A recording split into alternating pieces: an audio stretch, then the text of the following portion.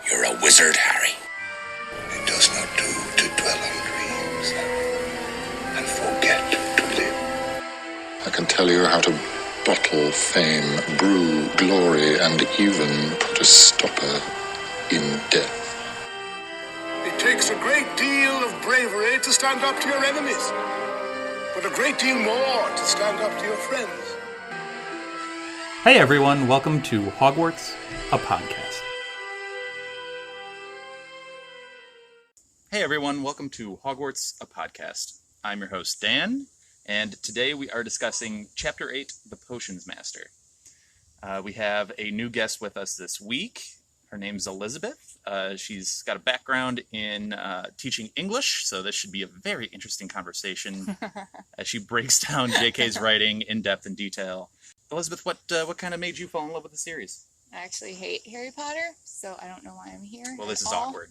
This is like podcast plot twist. Yeah. But actually, I love Harry Potter. I have loved it for a very, very long time. I started reading when Prisoner of Azkaban had already come out, and I distinctly remember the antagonizing wait for Goblet of Fire. And my parents were incredibly intelligent in that they bought us all 3 copies of our books, so my siblings and I would not fight over them. It is a wise move. It's very smart. Very expensive at the time, but also very smart. So, I don't know, I similar to you, I grew up with Harry. It was the same age, and I fell in love with the fantasy of the magic and the emotional depth and the darkness, because it gets very dark very quickly. And I love it. I try to reread it every summer. I literally just finished last week my reread, so I get something new out of it every single time, which is kind of cool. It's true. You do reread it pretty consistently, which is awesome. Yeah. I don't know the last time I reread the whole series. I kind of pick certain parts that I like to go back to and reread. I don't know that I've... See, I couldn't do that. I need to reread the whole thing. I can't remember. It's probably been a minute since I've reread the whole series. But this is also why I'm doing this podcast, so I can do that. There you go. You're your own audience. There you go. I hope not. I hope you all are listening to this podcast. But yeah. We'll get started with the non-spoiler section. This is a big chapter, especially for you, again, with that teaching background, because we meet a lot of our teachers in our classes in this. They're pretty fantastic. You also get to meet, the school a little bit, because they give a description of Hogwarts that I love, and that this is another detail that I always forget about, and I've had several of those as I read the first couple of chapters. But they gave a specific number on the number of staircases in Hogwarts. Which How many staircases are there, Dan? There's 142 staircases. That's a lot of staircases. I just think it's complete trolling of the first years that they don't give them a tour of the castle, and they don't give them a map of the castle. It's just kind of like, here's your first day, we'll show you where the Great Hall is, we'll show you where your dorm is, and then tomorrow, be in class on time, and good luck. You'd think Percy the Prefect would have to guide first years, or some, because with the hallways, the staircases changing. Doors pretending to be walls. Secret passageways that are shortcuts. Some are legitimized passageways, some are not legitimized passageways. Right. You have the whole part of the 3rd floor that's blocked off at this point in time. It's hard to be a first year in this school. My goodness. Especially with Peeves around to mess with you. Much as I love Peeves. Oh, so much. And Filch always just skulking around, yelling at you for whatever. Yeah, but he has a cat, so it's okay. Okay, let's just talk about Filch and Mrs. Norris real quick. Filch and Mrs. Norris, we've talked a little bit about, Hogwarts and maybe the Sorting Hat and things like that having, another magic to it. Yeah. That's, bigger than the universe, really. I think I compared it to the Force in Star Wars. Of course you did. Yes, where the magic kind of, almost has a will to it. Mm-hmm. But it has, this extra thing that's outside of people actually using it, if that makes sense. And this relationship between Filch and Mrs. Norris, to a lesser extent, granted, but I feel like there's got to be there is a deeper connection there, obviously. when you have a cat, you have a very deep connection to your cat. I guess you would know more than I would about this. I do not own a cat. That's fair. I get it. But, I mean, she's almost like a person in cat form. Yeah. Yeah, she definitely likes to snitch on the kids as much as anyone else does. Mrs. Norris? Why Mrs.? Is there a Mr. Norris that we're just not getting? He died a long time ago. Is it Chuck Norris? Is that who we're talking about? That's a dumb joke. Okay, no, but I don't know. Their relationship just seems very, very unique. I mean, people say, like, you know, dogs are man's best friend, but cats are very affectionate if you get a good cat. I guess the pairing does make sense because Filch, you know, however you want to describe him, he seems to pop up suddenly and quietly, like cats do very often, sneak around. So maybe it's just a pairing that works. But Filch has been around a long time at Hogwarts, and he knows his way around the castle extremely well. Almost as much as the twins. Almost as much as the twins. But of course, that's for a different reason. Yes. Speaking of navigating Hogwarts, though, when this chapter starts, I mean, we have all the different students whispering about Harry behind his back. Yeah. Which I think it screams volumes about Harry that he doesn't let it go to his head. And he's more focused on just trying to get to his classes. And it's almost like an irritation, but not an annoyance, if that makes any sense. It's just, you know, I'm not going to get distracted by the fame. Because suddenly I am famous, and all these kids are paying attention to me. It could be overwhelming attention. I probably would hate it if I were in his shoes. But he just takes it with stride and just goes about his business. And he's like, I'm in this castle of magic. This is so much fun. How do I get to my first class? So I think it really shows Harry as a person has a strong head on his shoulders. He doesn't let it get to his ego. I think it's almost a bit of foreshadowing when Harry's at the zoo with the snake, and he has that moment, and the snake's in captivity, and he just looks at the snake and is like, "This isn't like a good life." Right. And then a couple chapters later, get him here, and he's basically in his own zoo of people just literally trying their best to just get a look at him or a look at his scar or if it was whatever. In today's age, everyone would be like, can we take a selfie? And be like, no, yes. I have to get to Transfiguration. Can you please not? Well, in this world, it's even better because you can get a moving selfie. Yeah, true. You could have him literally lift up his hair and get an image of the scar. Yeah, so he would have so many pictures of people just like pointing at his forehead. Yes. Like, wow, way to make me self-conscious about this thing on my face. Yep. But yeah, you bring up a good point. It's a very interesting look at Harry, and kind of being more annoyed by it than I think pumped up by it. Yeah, that inflated ego. Yes. Not a thing. Which is, I guess, one of Harry's better characteristics, which, I mean, it comes from a very humble beginning, and his borderline / not so borderline child abusive growing up, but very, very fine line. Definitely towing more on the abuse side. Yeah, but and part of that keeping him grounded is Hagrid, right? And you see kind of their relationship blossom a little bit more here. With Hagrid's letter, Harry got his first letter, and trip to Hagrid's for brunch, I guess you'd say, lunch? Yeah, probably brunch. Which is interesting since, like, everyone thinks of Ron as Harry's first friend, but Hagrid is really the first introduction to magic, to the wizarding world, but also his first one who shows, like, I care about you, tell me how your day went, how your week went. Maybe you could think of him as, like, the fond uncle or I was gonna godfather say, or something like that. Because there is that, you know, adult-child relationship, but he cares. You're which right. He should, because he saw him as a baby. He fits that, like, kind of crazy uncle. Mm-hmm. Very, very well, I think. Yeah. Yeah. Hagrid, I think it's a relationship of two outcasts in a way. Oh, yeah. That, you know, Hagrid's not very well liked, except, I mean, he's liked amongst the teachers, even though he's not maybe as respected as some of the Dumbledore obviously loves him, keeps him close, Again, he probably has some ulterior motives for that reason, which we've talked about. But other than that, Hagrid's kind of been shunned. I mean, very literally shunned to the outskirts of Hogwarts. Yeah, get your little hut and just go chill in there. Yeah. But take care of the grounds. It's cool. And Harry's much the same. He's never had friends.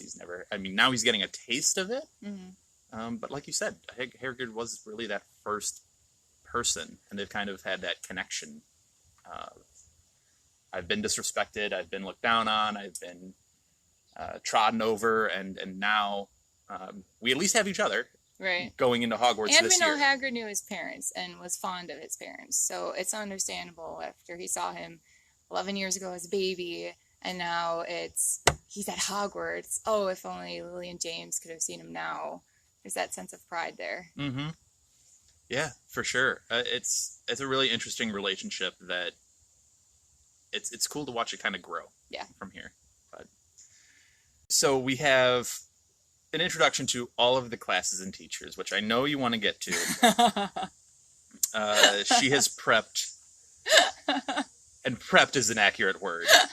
Okay, I prepared like how I do for lessons, so I don't think it's overboard. So at this point, I'm just going to turn it over to Elizabeth here and let her run with the teachers and the classes. Okay, so yes, we do get the introduction to all of the classes Harry takes. We know he has astronomy, herbology, history of magic, charms, transfiguration, defense against the dark arts, and potions, which just as a first overview of the categories of magic, I think it's pretty cool. Those are like your core subjects that you have to take every single year. And when I was younger and I was reading Harry Potter, I would always look at these classes from a student perspective and just think about whose classes would I be interested in taking, and which professor would I like the best. Now, as a teacher reading it, I tend to look at how they handle their classrooms. Such a nerd. Some have more success than others, but also I think sometimes it just depends on their subject. Like Flitwick doesn't have the best classroom management at times. Things kind of run a little chaotic, but that's also kind of the nature of charms. It's very charming and fun, and chaos ensues when you don't have the correct wand movement or pronunciation. A lot can go wrong very quickly. A lot goes wrong. So, he has to have so much patience in order to deal with kids exploding things left and right on accident. Then you have people like Professor Binns, who has checked out of his subject, but also checked out of life. He is a ghost, which is pretty funny to have a ghost as your teacher, but he doesn't even bother to really learn the student names. He just lectures the entire time, and he never deviates from his lecture. And there are some people who can lecture really well. He is not one of them. I guess gets into spoilers, but most students cannot pay attention. And then I think it's interesting that Snape and McGonagall, Harry comments that they both have a similar quality, but I think for different reasons. They both have the ability to have a class hanging on the edge of their seats, and every word that they have, they don't have to raise their voices, which is really difficult to do, and also shows that they are both veteran teachers. McGonagall, though, her control of her classroom is more because of respect that the students have for her. They want to do well for her. They don't want to, be obnoxious and give her issues. Snape, though, it's more of fear. I don't want him to embarrass me. I don't want him to make some snarky comment and bully me. Or I'm a Slytherin and I can get away with anything because favoritism. So how do you think McGonagall has kind of cultivated that environment of respect? Is it just her? She respects the students.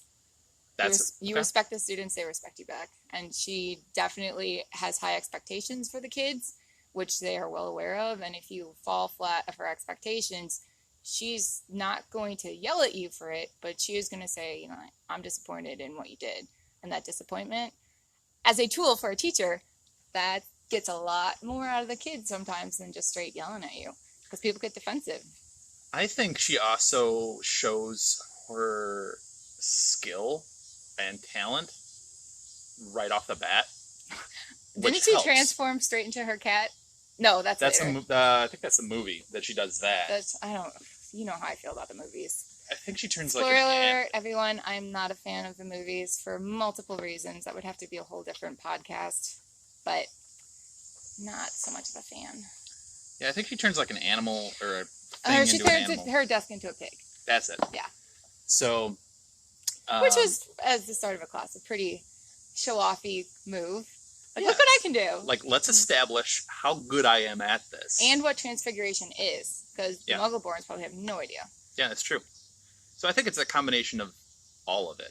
I think you're right. Her inherent level of respect, even from right before the sorting ceremony, she's talking to first years as if they're 4th, 5th, 6th years. Of like, I'm talking to you as if you are my student. Adults. Yes, let's not your first years, but we expect a certain level of you, no matter what year you are. Right. Let's act like it. Let's treat this appropriately, professionally, in a way. Right. Yeah, I agree. The other aspect of the teaching, which I think about more and more and more as I reread the series, is just how much work these professors have and how ridiculous their class schedule is. And because I'm a massive dork, I decided to make a mock schedule for McGonagall for Transfiguration. And I had to comb... She really has this color-coded schedule. Of course it's color-coded. Look how pretty it is. It is actually very pretty. I mean, you can't see it because you're listening, but maybe Dan will post a picture. It's got that... I could do that. I could post the picture on It's so pretty. Twitter. I even made my handwriting nice. No, so I had to redo the books to try to make some assumptions and parameters because the books are not always very clear as to what the teachers are actually doing during the day. And I tried Googling some, and I didn't necessarily agree with all the ones I had on Google. So in one of the later books, this isn't like a spoiler or anything, but Harry talks about how he has 4 classes in a day, and 2 of them are double lessons. So I made the assumption that every lesson is an hour. If it's a double lesson, it meets once a week. If it is a single hour lesson, then it meets twice a week. And then sometimes in the books, they say that the classes, they're combined with 2 houses, but other times they are not combined with houses. So then I made the assumption that the double lessons are going to be combo houses. The single lessons are just going to be the single houses. So right off the bat, 1st through 5th year, you have 3 classes per year. 1 meets once a week. The other 2 meet twice a week. So that's 4 per class, so 20 classes right off the bat. And then for 6th and 7th year, your owl years, the assumption would be that those are double lessons because more complex magic means you want more time with the kids. And it's all the houses because not every kid passes into owl lessons. If they don't, my assumption is that they just have to go retake 5th year. So that means there are 27 different class periods throughout the week. And then I gave them each an hour for lunch because we all need that mental break. And every teacher has to have a prep. I'm assuming that they also have the union rules that we have out here. You got to have your prep period. It's also a sanity break. So they get 1 prep per day, and then one of the days they get 2 preps. The only way I could make it fit would be if they went from 8 a.m. until 4 p.m. So you consider you have all these lessons throughout the week, and it's not so much... The workload isn't necessarily that you see the classes so much. It's that they have 7 different classes to prep for. I work at a really rural district. I'm one of 2 English teachers, so I see everybody but a freshman. I have 5 classes to prep for. And anytime I tell other teachers that I have that many, they kind of like drop their jaws to the ground because most teachers, you have 2, maybe 3 classes that you have to prep for every week, and you just teach the same class over and over again. So 5 is a lot. They have 7. That's a lot of curriculum to put together. And even if you're a veteran teacher, you still got to know like what you're teaching every day. Then you consider, on top of that, they also have detentions, which sometimes go from 7 or 8 p.m. until midnight sometimes. I would not want to do that, much as I love my kids. I don't want to see my kids right before I go to bed. And then they also have like duty, like rounds of the castle to make sure kids aren't sneaking around when they're not supposed to. And they have grading on top of that. So there has to be some kind of spell or quill with a self-grading thing on it, which I would love. Because I don't see otherwise how they can possibly get all this work done. For those of us listening to all of this, I hope it made sense. And if you're like me and you're more of a visual person, I will post a picture of the schedule on our Twitter. So be on the lookout at Hogwarts a Pod on our Twitter, and I will post a picture of her schedule that you can look at when you listen to all of that teacher breakdown. It is pretty cool to see the schedule. I will say that. I was able to follow, but only because I was looking at the schedule. You have the visual with it. Yes. Also, side note, just because this is me, Professor Binns, how the heck does he grade his homework? He can't touch it. He can't bring a quill to it. Does he verbally grade? Like just... But he can't move the papers that get turned in. He assigns all these essays Maybe it's just participation based. No, you really think so? You can read them. You just got to lay them out on a desk. Well, who's going to touch them to lay them out?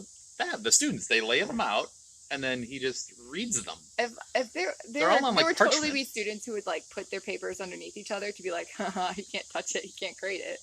He's got to have somebody like put a quill to paper and just grade for him. Maybe that's the tensions. Maybe. Grade my homework. Anyway, we're going to pause right there, and we'll jump into spoilers after the break. Again, look out for the picture of Elizabeth's wonderful McGonagall school schedule on our Twitter at Hogwarts Pod. And give me whatever criticisms you think of it, because I don't know what I was looking at Google versus what I came up with. I did have to make some assumptions, but you can let me know what you think. All right, and we'll be right back with spoilers.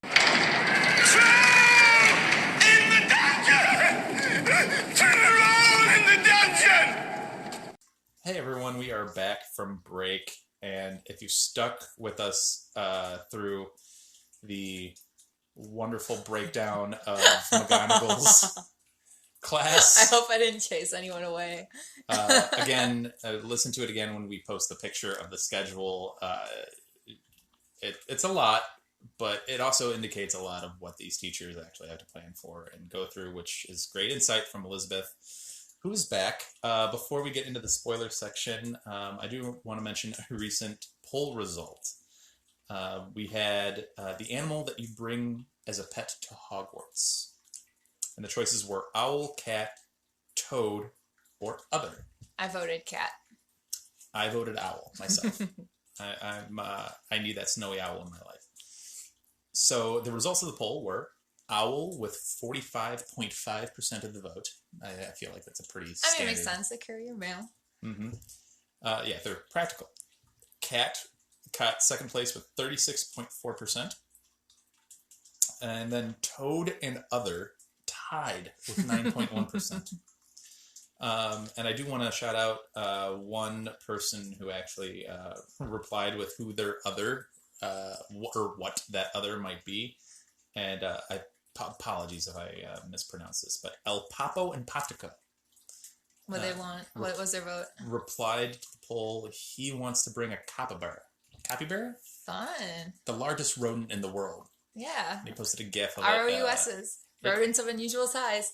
It definitely made me laugh. So thank you to El Papo and Patico. And if you want to interact with us and get some shout outs on the podcast, please interact at our Twitter at HogwartsAPod. So we'll jump right into spoilers.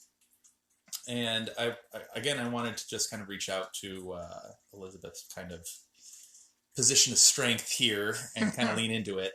But she had some opinions on JK's writing and some of her genius kind of behind it. So I'll kind of toss it over to her. I feel like a lot of times she gets knocked down for having very simplistic writing. And people, when they talk about the Harry Potter series as a classic, they're like, it's not the classic. It's not Shakespeare. Which I think is a really unfair comparison. Because, I mean, Shakespeare, yes, his genius was his creation of new words and phrases, and his writing, of course, has the longevity that lasts till today. But I think with Harry Potter, while it is simplistic, there's beauty in simplicity. And I think her real genius comes from the level of planning that she put into everything. I mean, if you look at the characters, every single character is well-rounded, even the ones that barely get mentioned. And the way she just drops hints as to stuff that when you first read it at surface level, you're like, oh, I totally know what this is. And then you don't find out until way later that, no, you had no idea what that was. It's so much more important than it actually was when you first read it. She just has such a genius with putting layers upon layers upon layers of meaning that you don't even realize after your first reading of the whole series or the second reading of the series. It takes quite a while, and you can get something new every single time. Yeah, I think a lot of it is simplistic by design, because it's a young adult audience. Yes, so you have to. It's originally targeted for a younger audience who's right. At a lower maybe reading level than and some. You want them to actually read. I mean, how many people Harry Potter was the first thing that they read? Absolutely. But you do get like these snippets of genius and the more direct ways that you're talking about with literal names, which you can talk about here in a second. But also she'll have moments where she just gets into the zone of description. And she'll suddenly turn words that are at a 4th or 5th grade reading level into these very majestic, vivid images that she creates. Yeah.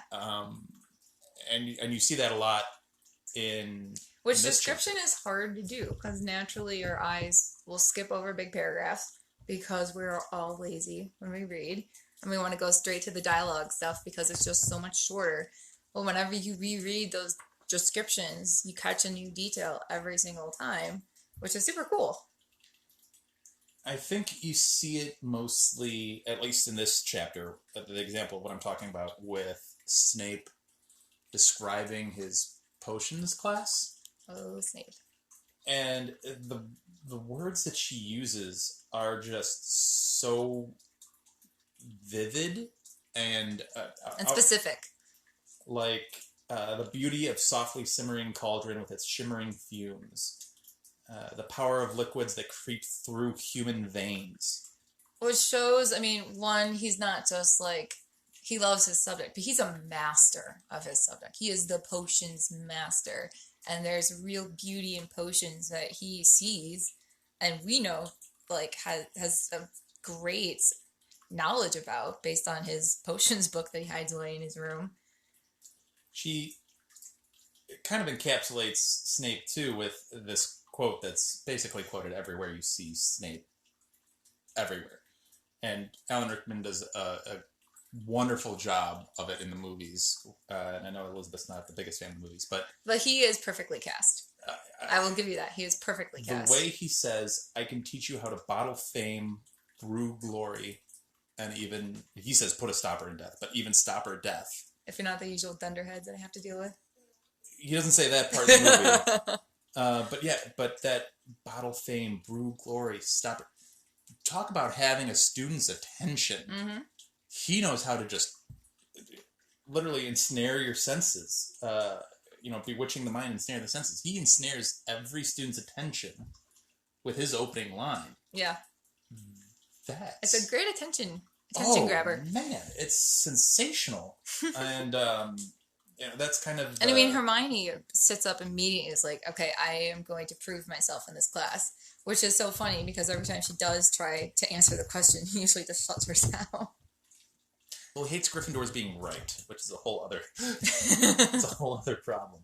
And to be fair to Snape, which, there's not many times I'm going to say that throughout the series, but to be fair to Snape, Hermione in these first few chapters is aggressively annoying. There are those students where you're just like, please just stop talking. Just stop. I know you have the answer, but somebody else needs to talk. Yeah. But Hermione does it too, and again, this is a credit to JK's writing of, you don't see it, and you don't hear it, but reading it, you feel just how annoying that is, and it's a credit to her writing, and it may be simplistic, but it's so incredibly vivid that you almost hear it, even though it's not being said. Yeah. You know what I'm saying? It's that's where I find them. I think with the simplicity, it's almost like it tricks you into thinking that it's just a story about magic, but there's so much more in depth in it. Well, you were saying a little bit more about like the subtler genius of her writing and just some of the names and terms that she uses. Oh, these names are so much fun, you guys. So, I mean, when you look at the book list is full of puns. I love the puns. They make me happy. But even the professors, like their names, like Minerva McGonagall. Minerva is Roman for Athena, goddess of wisdom. McGonagall is Celtic for the bravest, which is 100% McGonagall. Mm-hmm. Although Rowling also did say on Pottermore that McGonagall was an English poet who was just awful. And she just thought it was funny for her to be related to someone who was so bad at that. But then you have like Pomona, Sprout obviously for plant growth, but Pomona was the Roman goddess of fruit trees. Quinivorous Quirrell was Roman for wielder of the spear. He is literally carrying Voldemort, who is the ultimate spear of the series. Argus, I mean, he's not a professor, but in Greek mythology, he was a watchman with 100 eyes, so he could see everything that's going on. And Binns, of course, is Old English for hollow, because he has no life. He's dead. He's a ghost.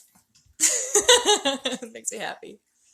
So yeah, it's all very subtle, but once you see it, and of course you see it a lot more in Prisoner of Azkaban with the Marauders. Their names are just like so revealing as to who they are. Mm.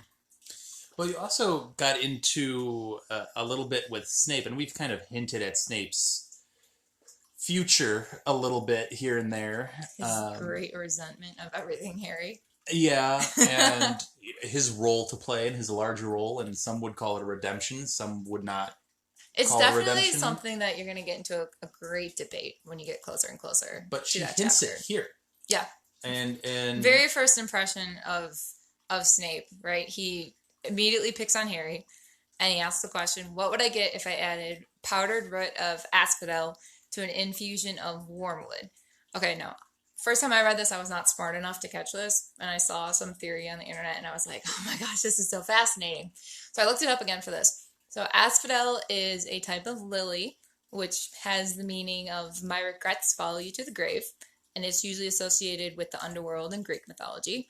Wormwood means absence, and it symbolizes bitter death. So when he asks, what do I get if I add those two together? It's literally, I bitterly regret Lily's death. And that's the first thing he says to Lily's son. And then he said when it's combined, he gets the drought of living death, which is how Snape has lived without Lily. I mean, he has been the walking dead in terms of his heart his entire time. And another layer, he said asphodel, which was once believed to cure snake bites, which completely foreshadows Snape's death. We know he gets bitten by Nagini, and his last request, almost like your cure, is to see Lily's eyes. And again, asphodel means lily, so it was curing him to see Harry's eyes before he dies. It's so smart, and you can't catch it unless you know, but once you know, you're just like, oh my gosh. Guys, how many of your minds are blown right now? and thankfully we are in the spoiler section. It's just the level of planning and forethought. That is so insane. Yeah. I mean... So when people are like, oh, it's simplistic, like, no. There are so many layers upon layers. It's not just a surface level story. Yeah, her level of research is really remarkable and kind of how she planned out this series. And I guess, yeah, if you really wanted to dig in when you were 11 and go into the roots of a lot of these words, you could probably peg out where the series is going. Like you said, to be fair, most 11-year-olds are not doing. No, they're like, what are these fake words that don't mean anything? But then, too, her treatment of the students, Snape's treatment of the students also reveals so much more details. I mean, Snape is the biggest bully to Neville possible, right? From the very start. He makes him melt his potion because he's so anxious. Or his cauldron, sorry. He probably goes through 3 million cauldrons in the entire series. But he goes after Neville because Neville was the other possibility for the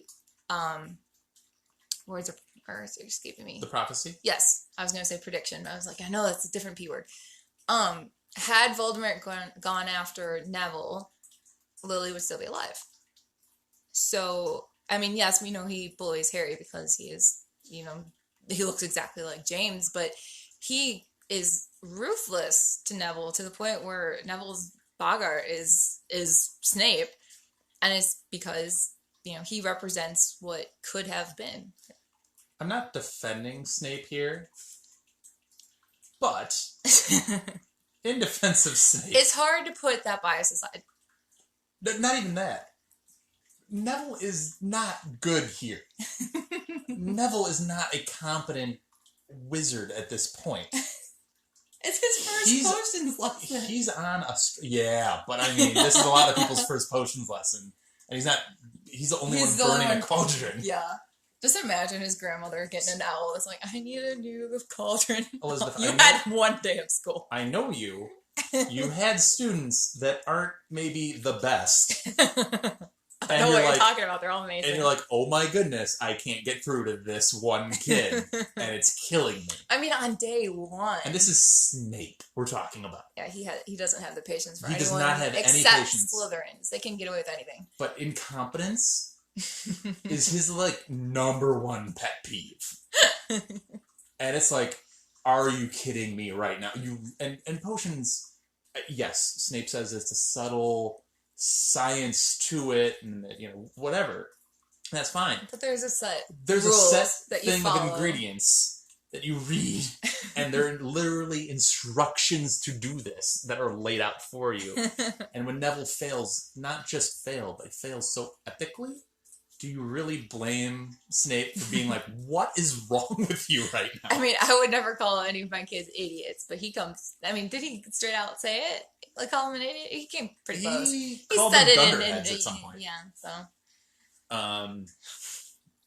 Yeah, so I'm not, 100% on the... Wow, Snape was... I mean, he was brutal to Neville, but it's just like... Neville, you gotta pick it up just a little bit. Just a little bit. He just makes him so anxious. Which he does, eventually. But it's just... And Neville's strength, we come to learn, is more Sprout's area. Right. Which is great. Keeping on Snape and students real quick. I know he prefers Slytherins, and I understand that. And I get that. I do. I really, really do. But... I've said that a lot. But his preference towards Malfoy and his preference to certain... Slytherins doesn't make sense to me, given his history that we know of in the grand scheme of things. Mm-hmm. He was a Death Eater. He strayed from that path. He knows them. He knows not. He knows Lucius. He knows Crabbe and Goyle. Yeah. I know for a fact he hates Crabbe and Goyle. Because they're idiots. Death Eaters, yes, but they're idiots. You can't say that about your students. No, but you could say them about his fathers that he knows. That's true. And he still gives them preferential treatment. Malfoy, I know he can't because personally, he's a horrible person in every single way you can imagine. Lucius is awful. Yeah. And Snape is smart enough to know that I can't trust that guy more than I could throw him. You know? Keep your friends close and your enemies closer. Yeah. But that doesn't mean you have to, suck up to the kid. Yeah! For me, it's just I know your dad, your dad, your dad, and your dad are A, horrible people, B, people I can't trust, and C, just, again, awful people. It's a repeat, but awful people. So, yeah... You're doing great, bud. You're doing great. Your dad, I personally witnessed him murder some people, but you're doing great. You're doing good. I guess my one thought that I have against that, or to counter that, not really against it, I know, like I said, I teach in a very, very small school. Hogwarts is also, I would say, a decently small-sized school. It's 50 kids per class, basically. One of the complaints the kids in town usually have is that certain names hold more power, and that some of their teachers, in their minds, treat certain names with more preference or more respect, or they get away with more than other people do. And Malfoy is a name that holds power. Well, I know other people will also say that, hey, look, Snape's playing a role here. Mm. Like, he has a secondary job to do, Mm. which, again, you don't learn until much later. But that second job is basically, hey, play your role, suck up to these awful people, and you know they're awful, and you don't like them, but your job, you might even fear some of them. He does also sneer at some of the things that they say, though, like kind of smirk. Like whenever Malfoy's just being like hardcore suck up, he's just kind of like, okay, like little child over there. You think you're getting into me? Yeah. So I mean, I get that too. I get that Snape's playing another role and he has a larger game that he's at, and I understand that too. But it's just like, man, that'd be tough to be like, I know what you and your dad have done. You're not good. Like, you are horrible. But I'm going to play around with you, give you better grades, better remarks, better whatever, just so I can play this role better when the time comes. Yeah. And I need you to trust me. Yeah. You'll trust me because I've been good to you for 5 years. I'm your favorite teacher. You'll do what I want. I mean, that's a hell of an endgame.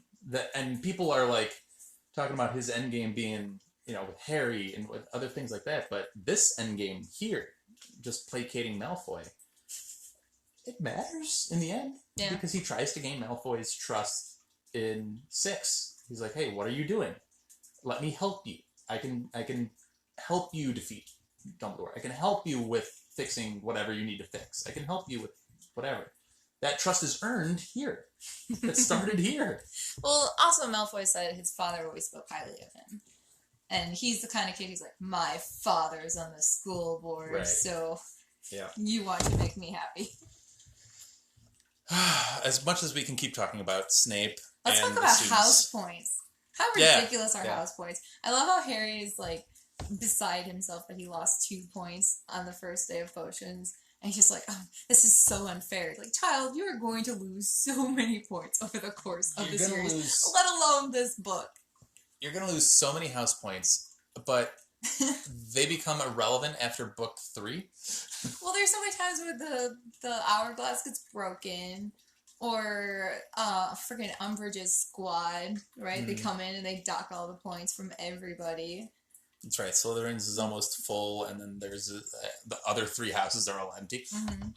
I get Ravenclaw could have a good year. Slytherin might have a good year because of preferential treatment or whatever, or they could just genuinely have one. Gryffindor, fine. How does Hufflepuff get 0 points? How can he rightly...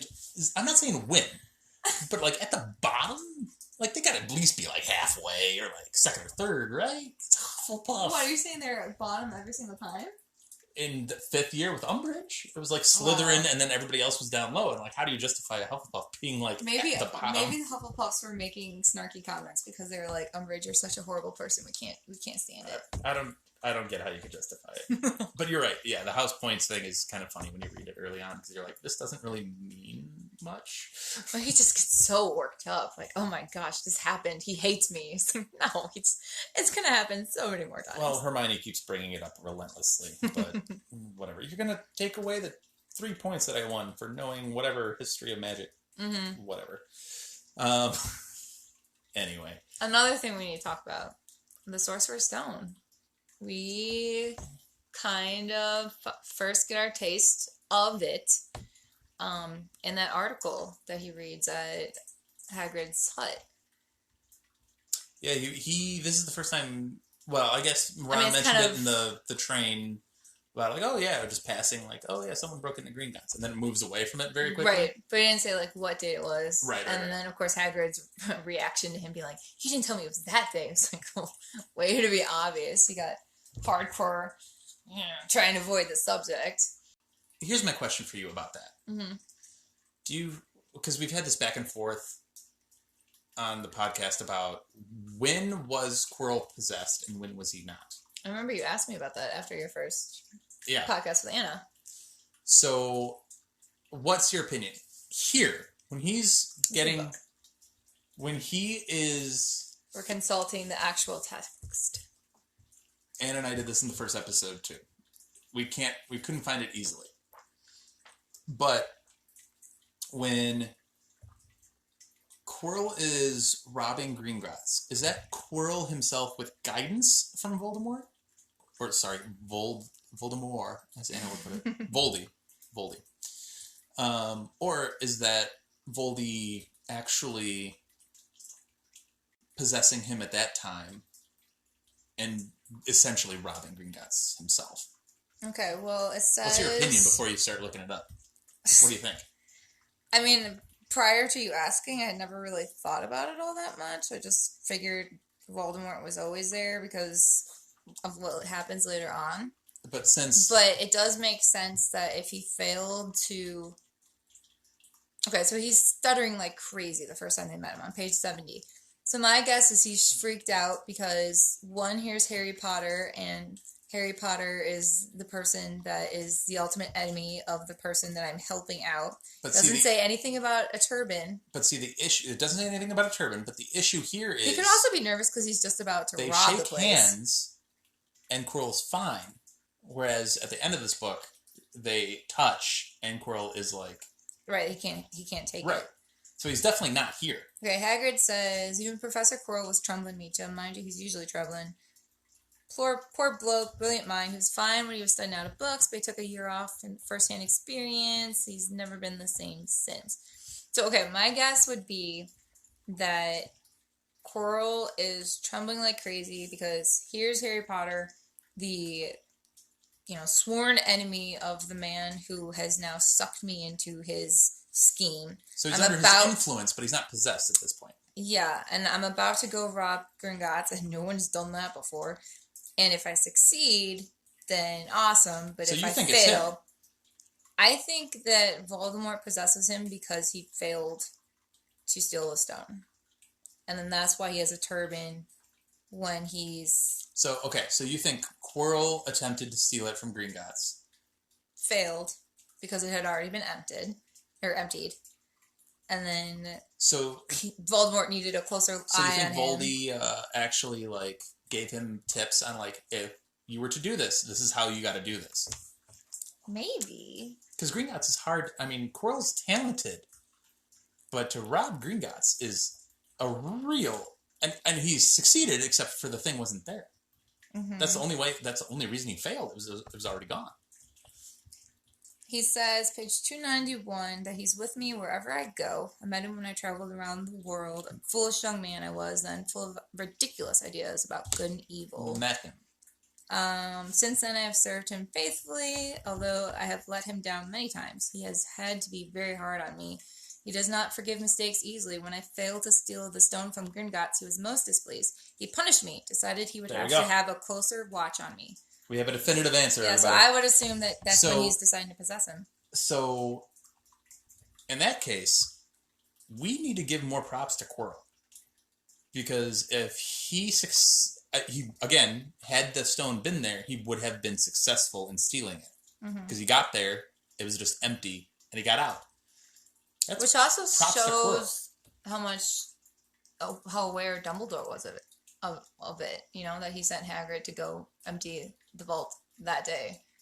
Yeah. He obviously noticed something in Quirrell that was not... Right. Which we also noticed something of Quirrell in the chapter, though it's, again, very, very subtle. When Harry and Ron are trying to break into the third floor corridor because they are lost and they have no idea where they're going, and Filch is yelling at them, Quirrell is passing by. So clearly he is looking right from day one at the, out of bounds corridor trying to think, how do I get past Fluffy? That's true. Yeah. So you don't notice until you reread it and then you're like, oh shoot. Yeah, there's some signs. All right, we are pushing the time for the spoiler section, so we will end it right here. If you want to join us in the conversation, like our friend El Papo Empatica, thank you, El Papo. Reach out to us at Hogwarts a Pod, and you can join in on this. You can reach out to me specifically at my Twitter at Daniel_Allen44. And for Elizabeth, I'm Dan. Thanks for listening, and we'll catch you on the next one. Keep reading, guys. Thank you for listening to Hogwarts, a podcast. If you like what you've heard, please click the subscribe button on your preferred podcasting app and follow us on Twitter and Instagram at HogwartsAPod.